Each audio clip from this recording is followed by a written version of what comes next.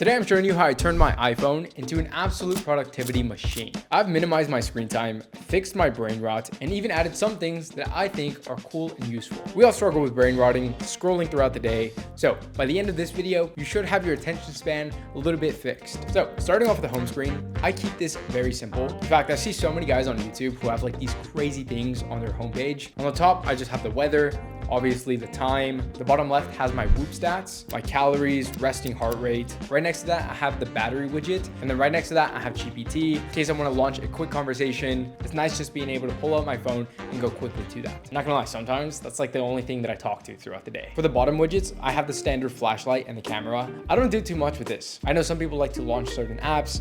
Again, we're just keeping things simple. But first of all, let's talk about my wallpaper. This thing is so cool. I want to say that's a baby cheetah. I might sound a little bit dumb, but that's just laying up on a Porsche. But if you do notice, I have that iOS 26 tint on there. I really like this because sometimes having a bunch of different colors is just a little bit too stimulating. It used to be a huge productivity hack to turn your phone black and white. For me, the tint does the same exact thing, but looks a little bit cooler as well. Launching into the first page of the home screen, on the top, I have this widget from the app Widgie. That's a pretty cool app to make custom widgets. It is really cool, but it is nothing productive. Like on this one, I just have a cassette displaying whatever song that I'm listening to. Then I have the date, settings, and the Notes app. And I will say the Notes app is probably the number one thing that I use on my phone. Since I do content full time, this is where I write out all my videos. And I know other content creators who use tons of different apps to plan out their videos, but I keep things simple and everything is just on my Notes app. The bottom widget, I again have my Whoop scores. This one's a little bit more in depth. Like you can see last night, I got a 65% recovery score. Not the best, but still pretty cool. Right next to that, I have my Strava. This shows exactly how many miles that I've ran throughout the week. Right now, that's a fat 0. So I do need to get on that. So turning left, I have no idea what this page is called, but for the widgets, I again have my battery life. This one is also more in depth. I have my maps right here. And then again,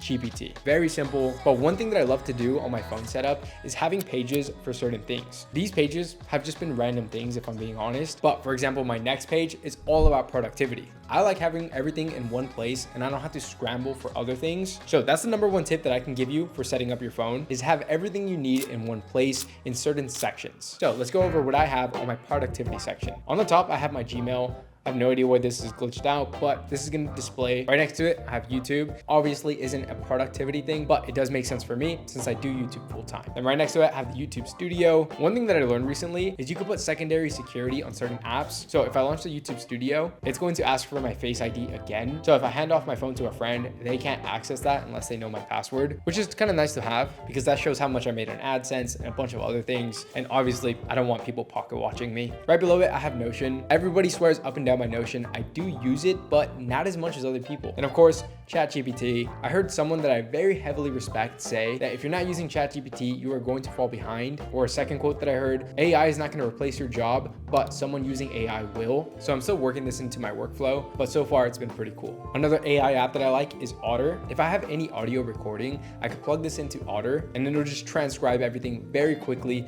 get me that transcription, and then I could plug it into ChatGPT. By the way, this video is completely unsponsored, but a nice little recording device that I recently just got is this Soundcore work device. This is really cool because it comes on this charging deck, and whenever I need it, I could take it off, start recording. So if I'm ever in Zoom calls or if I'm having productive conversations with friends, I'm gonna take this out, record everything, plug it into Otter, then to ChatGPT, then I have perfect keynotes of whatever I was talking about. Speaking of which, I actually have that app right here on this page as well. As you can see, I do need to organize some things. Like I have the Bible app on this one, just because I do spend a lot of time on this page alone. So it's nice having the Bible app right there just to remind me that I should read the Bible. All right, the next one is my finance page. So on the top left, this is where I have Bank of America, PayPal, Chase, Capital One, Amex, Vanguard, Fidelity. It's obviously a lot, but these are my bank accounts, investment portfolios. If you don't know by now, I'm somewhat of a credit card daddy. I have a few different credit cards that I use for different things. So that's why I have so much laid out in one page. Since this is my finance page, I also have certain apps to make money. For example, right here, I have Stan. This is where I host my digital products. For example, I have a workout program. If you're interested, link's gonna be in the description, but I use Stan as my platform and I have that laid out right here. Then you can see, I have my Robinhood widget. This gives me a quick glance of my portfolio and if it's up or down for the day. I like having this here, but I don't look at it too much. One of my favorite quotes that I've heard is the most successful investors are those who forgot their password. That just pretty much shows you don't have to look at your portfolio every day. It's all about the long game. So even if it's down one day, you shouldn't freak out. But I do like having this in one page. And then right below it, I have my portfolio balance. Because I use a few different brokerages, I like to have everything in one place. This one's actually used by Origin, which is my favorite financial app. Origin is pretty much the same thing as Rocket Money, where it just tracks all your transactions on every account. You're actually going to see that again later on. So on the next page, I don't even know what to call this one.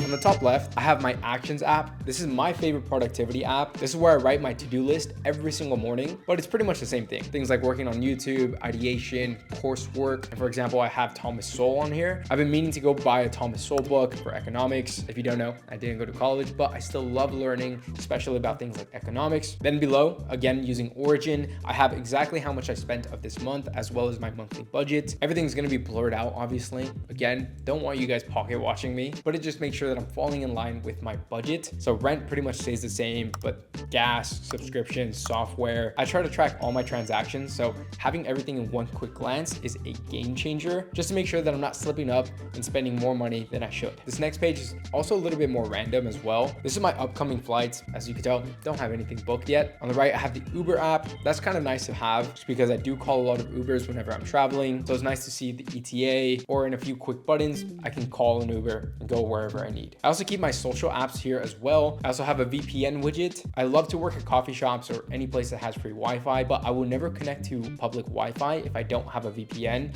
I've heard way too many horror stories of people connecting to Wi-Fi, getting some data stolen. So try to make sure that that's not me. And usually I would have Instagram and TikTok here as well. I've tried a bunch of different apps to block off TikTok and Instagram, but I usually end up just disabling it. So usually in the morning, I'll just delete the app. And then if I really want to use it, then I'll just re-download it. It's not that big of a deal, but I find it a lot easier to stay off those apps if I don't have it installed in the first place, at least throughout the day. The next page, I call my apartment page. This is where I have my Apple Home widget. So I can control my AC, turn on my living room, which is so cool to have. Just in a click of a button, turn it off, and then turn it back on. This is my building widget as well. I can unlock the front door. Again, that's gonna be blurred out because I don't want you to know where I live, but that is quite nice to have because in my building, you need a key fob to even enter the building. And I find it very useful to have this on my home screen as well. Then I have Govee because I have a few Govee lights. Again, I can turn it off right from my homepage. The thing is, I'm not gonna sit here and lie to you like I'm this ultra productive guy. I have way more apps, but they're just not on my homepage. Again, I just find it a lot easier to stay off certain apps if they're not on my homepage. But if I do need to access something, I'll just search it up, something like Clash of Clans. If you don't know, I'm an absolute dog on Clash of Clans. I just got to Town Hall 17. Anybody thinks they're better than me,